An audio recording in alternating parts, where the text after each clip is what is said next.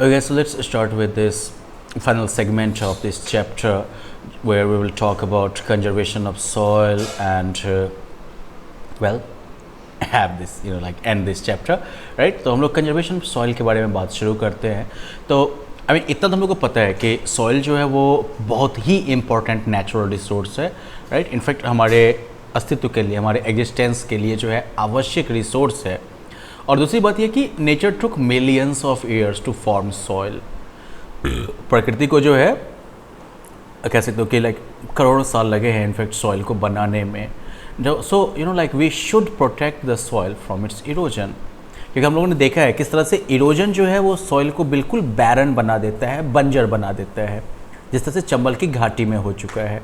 तो और अगर सॉइल अगर बैरन हो गई, अगर सॉइल इरोजन की वजह से अगर जो ज़मीन जो है वो अगर बंजर हो गई तो खेती कहाँ होगी, पौधे कहाँ उगेंगे? और अगर खेती नहीं होगी, पौधे नहीं उगेंगे तो फिर हमारा ज़िंदा रहना पॉसिबल है क्या? It's not possible. पूरा का पूरा फूड चेन, पूरा का पूरा इकोसिस्टम बर्बाद हो जाएगा। इसलिए जो है the protection of soil from erosion ये ज़रूरी भी है। और ये जो प्रोटेक्शन है सॉइल का इरोजन से, it is called conservation of soil. इसे जो है सॉइल का संरक्षण कहते हैं, सॉइल का कंजर्वेशन कहते हैं। अब देखो कुछ तरीके हैं जिनसे सॉइल इरोजन को जो है प्रिवेंट किया जा सकता है। दीज आर द मेथड्स, जैसे कि एफॉरेस्टेशन। अब यहाँ पर जो हम लोग एफॉरेस्टेशन नाम से क्या लगता है? डिफॉरेस्टेशन मतलब फॉरेस्ट को ख़त्म करना। तो एफॉरेस्टेशन का मतलब होता है फॉरेस्ट लगाना। Okay, growing of trees on a large scale is called afforestation. बड़े स्केल पर, लार्ज स्केल पर पौधे लगाना, पेड़ लगाना एफॉरेस्टेशन कहलाता है। If the trees have to be cut down from the forest for various needs, then new trees should be planted in place of the cut trees. अब अगर पेड़ जो है उनको अगर काटना है अपने विभिन्न ज़रूरतों के लिए, तो फिर नए पेड़ जो है वो भी लगाए जाने चाहिए इन कटे हुए पेड़ों की जगह पर। ठीक है, अगर आप प्लांट्स को लार्ज स्केल पर अगर आप प्लांट्स लगाते हैं तो ये कहलाएगा एफॉरेस्टेशन। लेकिन अगर आप जंगल को काटते हैं किसी ज़रूरत की वजह से, लेकिन कटे हुए पेड़ों की जगह पर आप नए पेड़ लगा देते हैं, तो this process is called reforestation. तो एफॉरेस्टेशन और रिफॉरेस्टेशन का डिफरेंस आपने जान लिया। Afforestation, growing of trees on a large scale. Reforestation, where new trees are planted in place of the cut trees. Okay, तो in this way the forest will continue to have a sufficient number of trees all the time. तो इस तरीके से मान लो कि जंगलों में जो है लगातार जो है पर्याप्त मात्रा में पेड़ रहेंगे ना। दूसरा तरीका क्या है? Planting grasses on hill sides. Hill side से जो है पहाड़ के ढाल वाले एरियाज में जो है घास वगैरह लगाइए। It helps to stop water from carrying away soil. ये जो है पानी को जो है सॉइल को कैरी करने से रोकता है। तो ये कुछ तरीके हो गए। दूसरा है ग्रोइंग प्लांट्स इन फार्मलैंड्स। जो खेती की ज़मीन है उसमें प्लांट्स उगाना। तो जैसे देखो, when the land is not being used for farming, it is good to grow grass और some other plants to bind the soil particles together, which helps to prevent soil erosion. Okay, जब मान लो कि ज़मीन का use जो है आप खेती के लिए नहीं कर रहे हैं, तो ऐसे में जो है ये बेहतर होगा कि आप जो है घास या फिर कोई दूसरा प्लांट जो है वो वहाँ पर लगा दें, जो कि सॉइल पार्टिकल्स को जो है पकड़ के रखेगा, बाइंड करके रखेगा, और साथ जो कि सॉइल इरोजन को रोकेगा। Now farmers grow seasonal vegetables and pulses to protect the soil erosion until next crop is planted. किसान जो हैं वो सीजनल सब्जियां वगैरह, दाल वगैरह ये सब लगाते हैं सॉइल इरोजन से बचाने के लिए ज़मीन को, जब तक कि दूसरी फसल बोई ना जाए। Now growing bushes or trees along the edges of farmland reduces soil erosion by reducing the speed of wind. Okay? झाड़ियाँ या फिर पेड़ वगैरह जो है उसको खेत के किनारे किनारे पर लगा के जो है लगाना जो है ये भी सॉइल इरोजन को रिड्यूस करता है, कम करता है, क्योंकि ये जो है हवा की स्पीड को ही रिड्यूस कर देता है।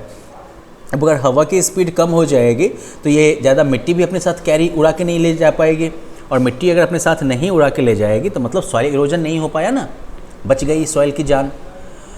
तीसरा तरीका है अवॉइडिंग ओवरग्रेजिंग। हमने क्या देखा था कि ओवरग्रेजिंग की वजह से जो है घास और छोटे छोटे प्लांट्स जो हैं वो बिल्कुल ख़त्म हो जाते हैं और जो टॉप सॉइल है बिल्कुल खाली हो जाती है, नंगी हो जाती है, जिसके ऊपर जो है हवा और पानी दोनों अपना असर जो है वो ज़्यादा दिखाते हैं। तो इसलिए हमें अवॉइड करना चाहिए ओवरग्रेजिंग को, ठीक है। We should take care that the grazing animals are not allowed to graze on the same area of land continuously for a long time. हमें इस चीज़ का ध्यान रखना चाहिए कि ये जो चराने वाले जो मवेशी वगैरह हैं, गाय भैंस बकरी शीप वगैरह सब, ये जो है एक ही ज़मीन पर एक ही एरिया में जो है काफ़ी लंबे समय तक लगातार जो है ग्रेजिंग ना करें। तो चौथा है कंस्ट्रक्शन ऑफ एम्बैंकमेंट्स, नदी के किनारे बांध बंधवाना। अब हमने क्या देखा था that running water washes away a large portion of the fertile top soil during floods. हमने देखा कि बहता हुआ पानी जो है वो जो उपजाऊ जो टॉप सॉइल होता है उसका काफ़ी बड़ा हिस्सा जो है अपने साथ बहा के लेके चला जाता है। Now if strong embankments of rocks and stones are constructed on both the sides of a river or a stream, it would help to prevent flooding of water in the adjoining fields and check soil erosion, right? अब अगर मजबूत जो है बांध वगैरह बनाया दिया जाए पत्थर, रॉक और स्टोन वगैरह का यूज करके नदी के दोनों साइड में या धारा के दोनों साइड में, तो ये जो है आसपास के खेतों में जो है पानी के फैलाव को, पानी के बाढ़ को रोकेगा और साथ ही साथ जो है सॉइल इरोजन को भी चेक करेगा, सॉइल इरोजन को भी कम करेगा। एक और जो तरीका है that is of step farming.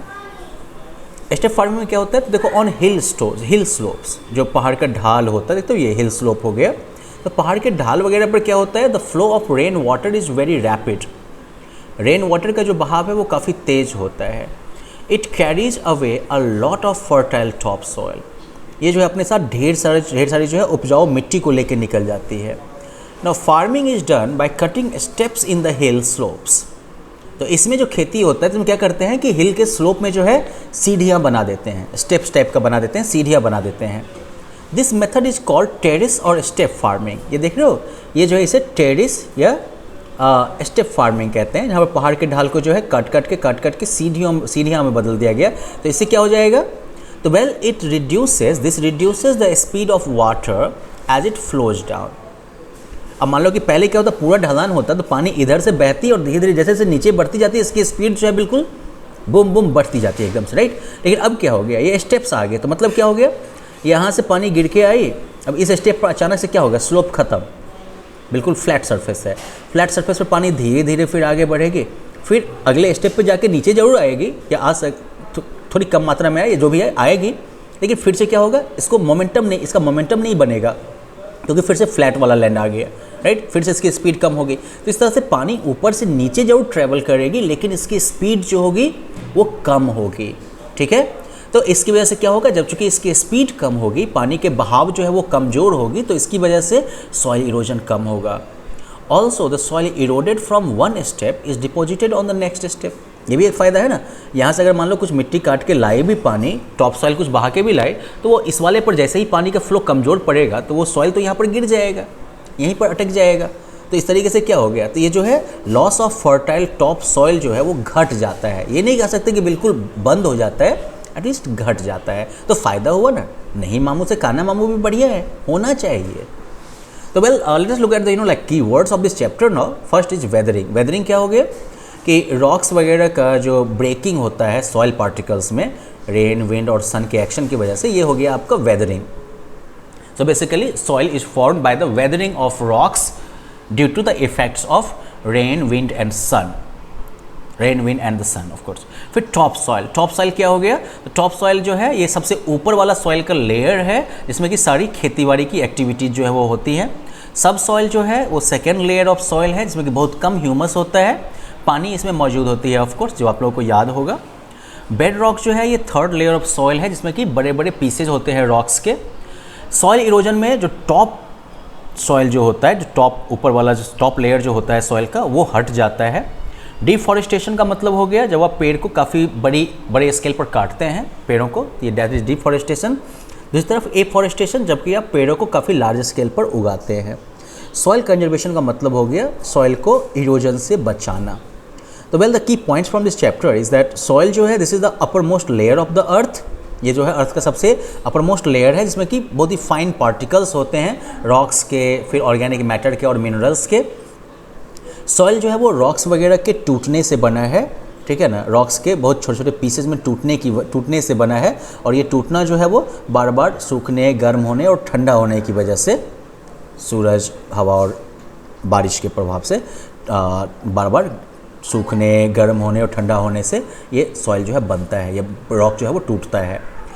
बहता हुआ पानी, स्ट्रॉन्ग विंड, डिफॉरेस्टेशन और एक्सटेंसिव फार्मिंग, काफ़ी ज़्यादा खेती जो होती है, ये सब सॉइल इरोजन को बढ़ाते हैं। सॉइल के 3 लेयर्स हैं, टॉप सॉइल, सब सॉइल और बेड रॉक। सारी जो एग्रीकल्चरल एक्टिविटीज़ होती हैं वो टॉप सॉइल में होती हैं। सॉइल जो है इसको कंजर्व करने के लिए जो है मैदानी एरिया में क्रॉप्स वगैरह लगाना चाहिए, हिल्स वगैरह में जो है स्टेप्स बना के जो है टेरेस फार्मिंग होनी चाहिए, फिर ओवरग्रेजिंग को अवॉइड करना चाहिए और साथ ही साथ जो है नदी के किनारे में जो है बांध बनाना चाहिए। तो ये सब जो है की लेसन्स रहे हैं, की इंपॉर्टेंट की आइडियाज़ रहे हैं जो कि हमने इस चैप्टर में सीखा है। अब हम लोग जो है नेक्स्ट में मिलेंगे, नेक्स्ट चैप्टर में, जहाँ पर कि हम लोग जो है अमेजिंग एनिमल्स के बारे में बात करेंगे। But well that is for the next lesson. तो मिलते हैं फिर, तब तक बाय बाय।